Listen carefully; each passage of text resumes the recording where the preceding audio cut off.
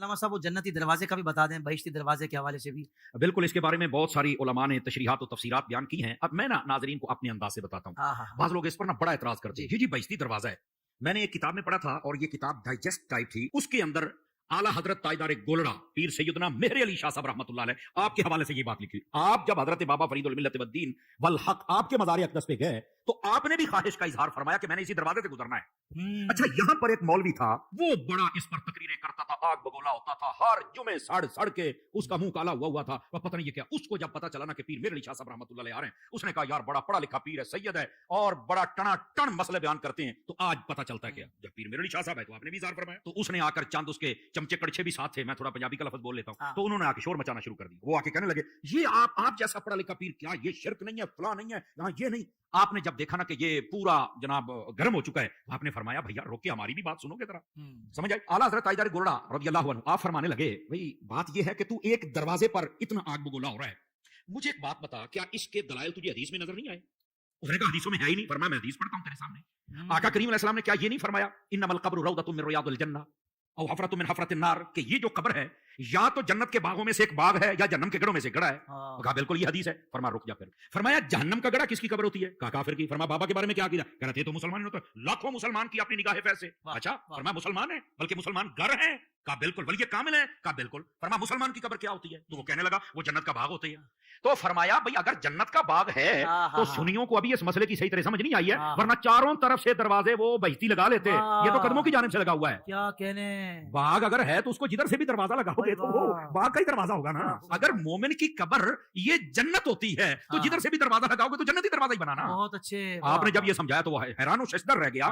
وہ بعض لوگ اپنے آپ کو کہتے ہیں میں اہل قرآن ہوں، میں اہل حدیث ہوں، بڑا کچھ کہہ دیتے ہیں۔ اور اصل بات یہ ہے، میں علامہ اکرام صاحب کی توجہ چاہوں گا، جس طرح آلو بخارے کا آلو سے تعلق نہیں نہ ہوتا، اسی طرح کئی لوگوں کا حدیث سے تعلق نہیں ہوتا، اپنے آپ کو کہہ ضرور لیتے ہیں۔ یہ کون سی بات ہے؟ سمجھ آ رہی ہے میری بات کی؟ یہ جیسے لوگ لکھ لیتے ہیں یونانی دعا خانہ، بھائی یونانی دعا خانہ اس کا یونان سے تعلق ہی نہیں ہے، پرلے درجے کا جاہل بیٹھا ہوا نام کو کیش کر رہا۔ تو اسی طرح کئی لوگوں کا قرآن اور حدیث سے تعلق ہی نہیں ہوتا، ٹائٹل وہ لگا لیتے ہیں۔ یہ آپ کو کس نے اجازت دے دی؟ تاجدار گولڑا نے ایک مسئلے میں بات سمجھا دی۔ میں پھر کہہ رہا ہوں کہ یہ حوالے کا معاملہ اللہ کے سپرد کرتا ہوں، جو میں نے پڑھا تھا مجھے مستحضر ہے، میں نے آپ کو سنا دیا۔ یہ آپ کے قدموں والا دروازہ۔ اور یہاں پر یہ جب سیدی امیر علیہ سنت سے سوال ہوا تو آپ نے بڑا خوبصورت جواب فرمایا یہ ہمارے بزرگوں سے نسل در نسل یہ چلتا رہا ہے، اور یہ منقول بھی ہے، معروف بھی ہے اور معمول بھی ہے۔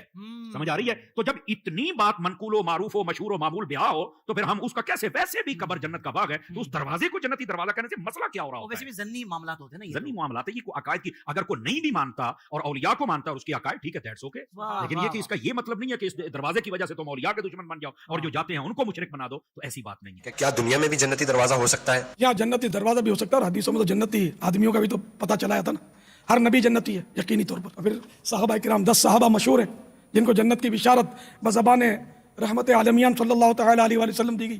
پھر یہ تو قطعی جنتی، پھر مطلقاً ہر صحابی جنتی، پھر جس کا ایمان پر خاتمہ ہو وہ جنتی۔ جنتی دروازے کی حقیقت بتاؤں میں آپ کو، اس کی حقیقت یہ ہے کہ حضرت سیدنا خواجہ نظام الدین اولیاء رحمت اللہ تعالی علیہ کے بارے میں یہ منقول ہے کہ انہوں نے بیداری میں محبوب باری صلی اللہ تعالی علیہ وآلہ وسلم کی پیاری پیاری زیارت کی، اور وہ بھی اس حال میں کہ خلفاء راشدین کے ہمراہ سرکار صلی اللہ تعالی علیہ وآلہ وسلم اسی دروازے سے گزر رہے تھے جس کو آج کل بہشتی دروازہ کہتے ہیں۔ اور آقا صلی اللہ تعالی علیہ وآلہ وسلم نے ارشاد فرمایا جو اس دروازے سے گزرا وہ امن میں آ گیا۔ تو اس حکایت کو، اس واقعے کو بے شمار اولیاء کرام رحمہم اللہ السلام نے برقرار رکھا، اور آج تک مسلمان اس کو تسلیم کرتے آ رہے ہیں۔ یہ ہے بہشتی دروازے کی حقیقت۔ میں بہشتی دروازے کی کیا حقیقت ہے؟ بزرگ فرماتے ہیں کہ انہوں نے خواب میں نبی علیہ السلام کو اس دروازے سے گزرتا ہوا دیکھا۔ اچھا، سبحان اللہ۔ تو نبی علیہ السلام نے جب اشری تھانوی صاحب کے خواب میں آ کے دیوبند مدرسے کی بنیادیں کھینچی تھی تو انہی پاک پتن والوں نے دیوبند مدرسے کو نبی علیہ السلام کا مدرسہ کیوں نہیں باندھ لیا؟ ٹھیک ہے نا، نبی علیہ السلام کو خواب میں دیکھنا یہ نہیں، میرا کلپ ہے خواب میں دیدار مصطفیٰ صلی اللہ علیہ وآلہ وسلم کی حقیقت، لاکھوں لوگ یوٹیوب پہ دیکھ، اس میں نے یہ پوری کی پوری ڈیٹیلز بتائی ہیں۔ بہشتی دروازہ دنیا میں کوئی دروازہ نہیں ہے، خانہ کعبے کا دروازہ بھی بہشتی دروازہ نہیں ہے، ٹھیک ہے۔ ادھر ایک بدماش تھا، وہ کہتا ہے میں کعبے میں 5 دفعہ گیا ہوں اور میں ایسے ایسے کر کے مکے دکھاتا ہوتا تھا۔ بھائی تو کعبے وچ دفن بھی ہو جا، اس کی بنیاد پہ کسی نے بہشتی نہیں ہونا۔ کیوں؟ بقیہ غرقت قبرستان میں 10,000 صحابہ کی قبریں ہیں، اور اسی قبرستان میں عبداللہ ابن ابی منافق کی قبر بھی ہے۔ کیونکہ قانوناً تو وہ مسلمان تھا, نبی علیہ السلام نے اس کا جنازہ پڑھایا ہے, بخاری مسلم میں آتا ہے, اپنا لعاب دہن اس کے منہ میں ڈالا ہے, تو مسلمانوں کے قبرستان میں سے دفن کیا ہے. تو اب کیا جی, وہ چونکہ مدینے میں دفن ہوا, آپ نے جنازہ بھی پڑھا دیا, تو اس کی وجہ سے بخشا جائے گا؟ قرآن نے کہا سب سے نچلے درجے میں ہوگا. نبی کا جنازہ پڑھانا, نبی کا تھوک مبارک, نبی کا کرتا مبارک کوئی نفع نہیں دے سکا. تو تواڈے بشتی دروازے تے سب بڑھائے بڑھوئے نے اپنے. ہاں, دنیا میں ایک جگہ ہے جسے جنتی ٹکڑا کہا گیا ہے, وہ بخاری اور مسلم میں حدیث ہے, میرے گھر سے لے کے میرے ممبر تک جنت کے ٹکڑوں میں سے ایک ٹکڑا ہے, لیکن اس میں یہ نہیں ہے کہ جو اس میں آ گیا وہ جنتی ہو جائے گا نہ.